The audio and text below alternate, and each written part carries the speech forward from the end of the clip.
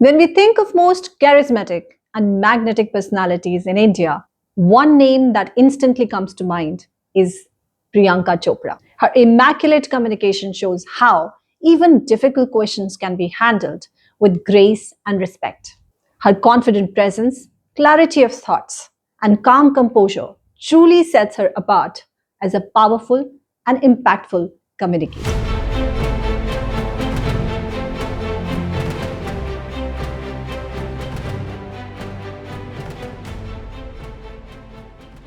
In this video, we will evaluate how Priyanka Chopra structures her responses in interviews using powerful storytelling frameworks.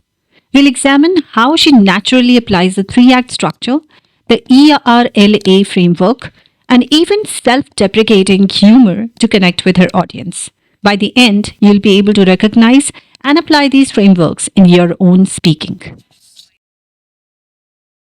In this clip, notice how Priyanka brilliantly follows the three act structure to narrate her story, with a clear beginning, conflict in the middle, and resolution at the end. My dad, I was obsessed with Cinderella, like all kids are, with like fairy tales and Disney, and like I was like, oh, I'm Cinderella, and I was a klutz as a child. Like I couldn't walk straight without dropping something or breaking something, or breaking some bones. And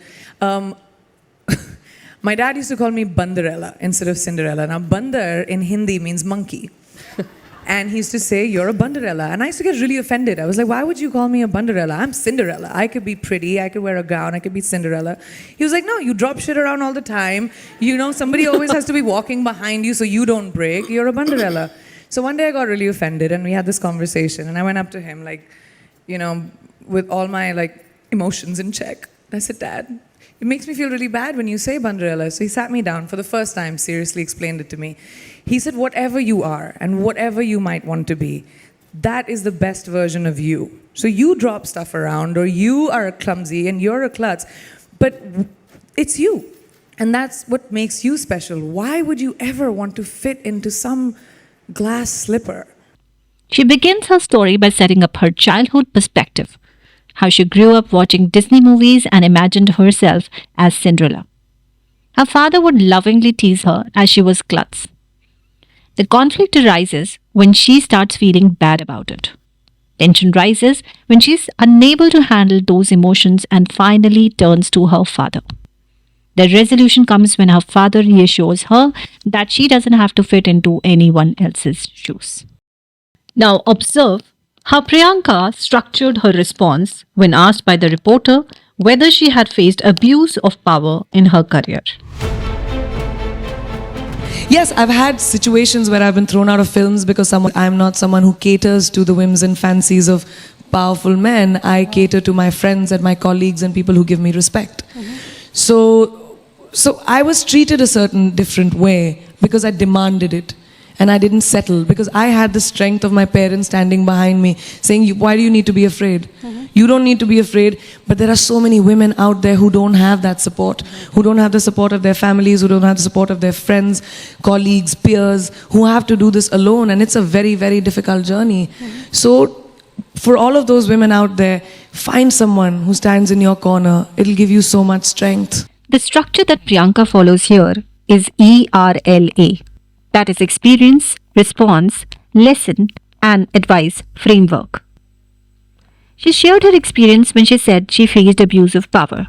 This builds credibility and authenticity. Then she talked about her response to it.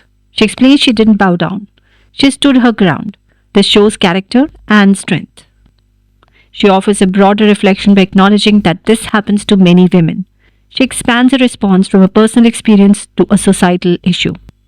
In the end, she gives advice to all the women that they should have a support system.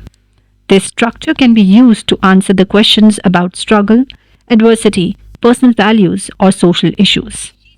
In this segment, notice how Priyanka uses the setup, tension, relief structure to evoke humor. I don't know all kinds of pop culture.